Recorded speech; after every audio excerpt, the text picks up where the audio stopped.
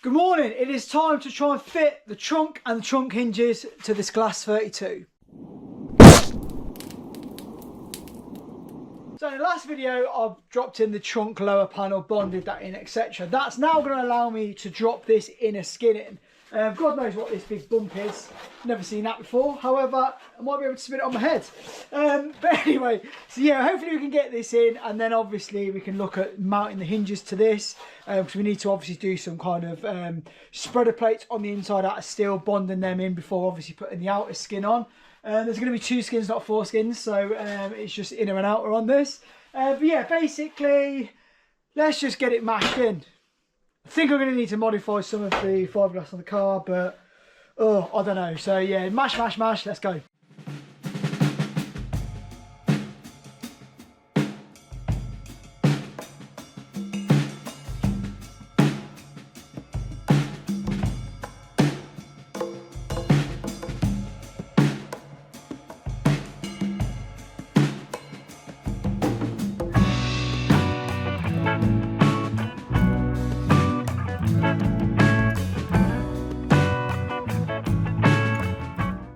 So when I was in the States, I purchased some ridiculously expensive stainless steel universal rear hinges, trunk hinges. Now the problem with these is they give you the kit like this. However, this massive piece of stainless steel hasn't got holes in. So that is going to be an absolute nightmare to try and drill through that realistically. I don't know why they've not put holes in it. Like, I know it's universal, but like, just give me something, do you know what I mean? Just something to work with. And it's the same with this end. Like, it's not really that practical. So what I'm doing is I've chopped off these 2 kind of little parts of the hinge, and we're going to sack off that top bracket entirely. So we've got these bits now, or did have until it fell on the floor, and they're going to get welded directly to a plate I've got. Well, I'm going to have, which is a 3mm plate, and that's going to bend to suit the curvature of the boot, so, or trunk, depending on where you live. So that's going to be kind of welded directly to that. We're going to use a right filler rod for bonding the 2 metals together. I think it's 309L. But that saves me trying to drill all this and obviously trying to mangle an ugly bracket to this.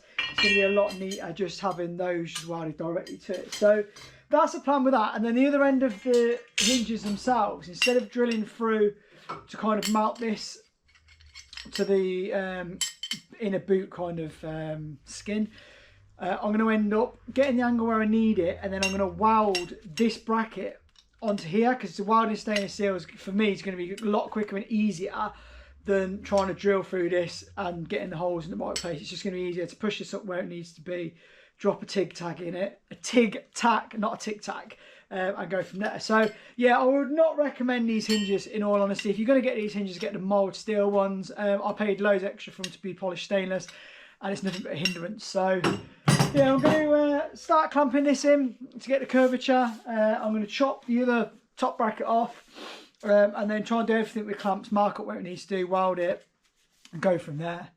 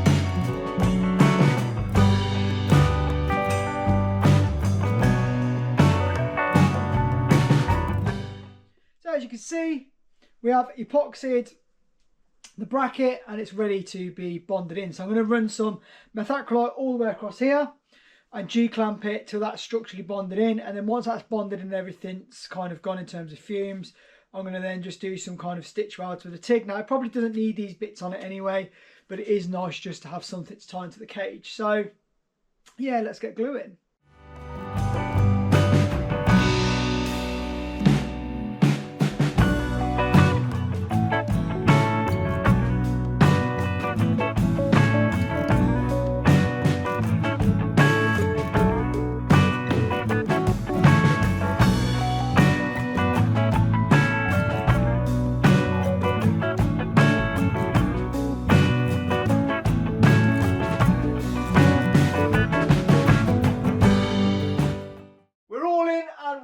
I did this last night off camera. It was just really late and I forgot to record it, but basically we're welded around here and obviously this is bonded in. So next job is to get the hinges mounted in to this little bracket, and then look at obviously doing this end of the hinge which sits on the inner trunk skin, the catch itself, and then obviously any kind of bumpers or buffers to kind of align the bumper up a bit better. So not bumpers or buffers to line up the trunk better. Oh God, you can tell it's 9 o'clock in the morning, it's freezing, my brain is not working.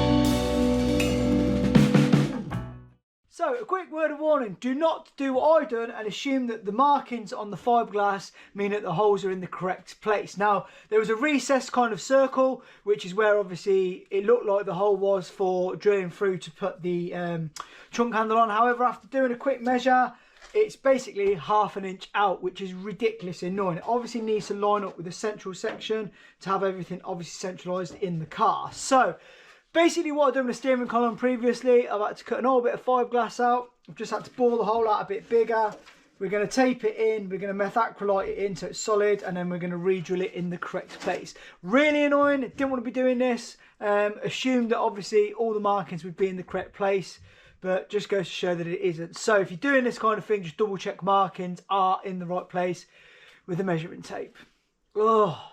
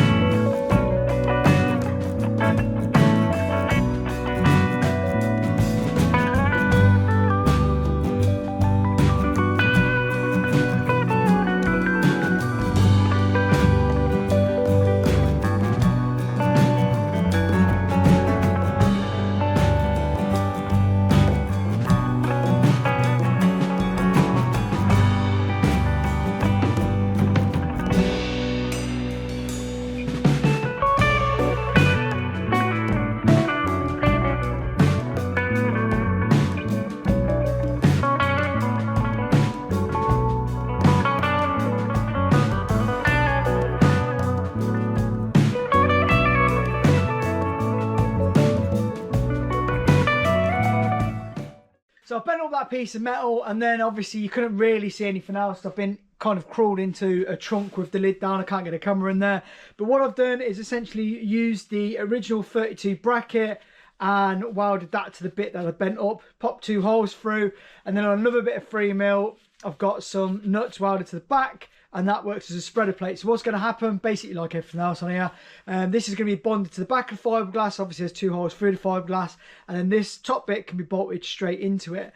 I wanted to have this boltable and removable simply so I can space it if I need to, if it's too low. And additionally, if it's not in the correct place or I need to kind of adjust the boot at some point, I can take this off, drill the holes slightly bigger, and then obviously I've got some kind of movement in the bracket itself. So we're going to go and make sure this fits. I'm going to go and mark it up, show you the trunk because that's now fitted.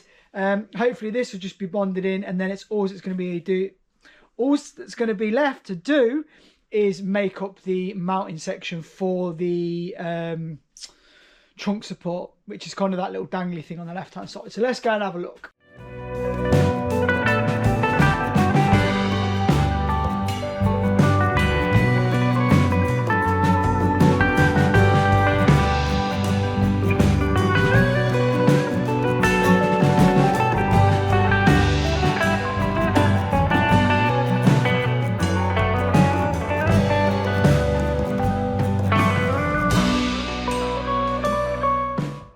Welded in, which now works as the support, as you can see, and then locks it in place as so. Bottom bit's all structurally bonded in now, so yeah, we're all good to go. Pretty much that is the boot finished, or trunk. But yeah, hopefully we're going to start on the doors next. So if you've watched this far, just want to say thank you. I hope you see you in the next video. Peace out.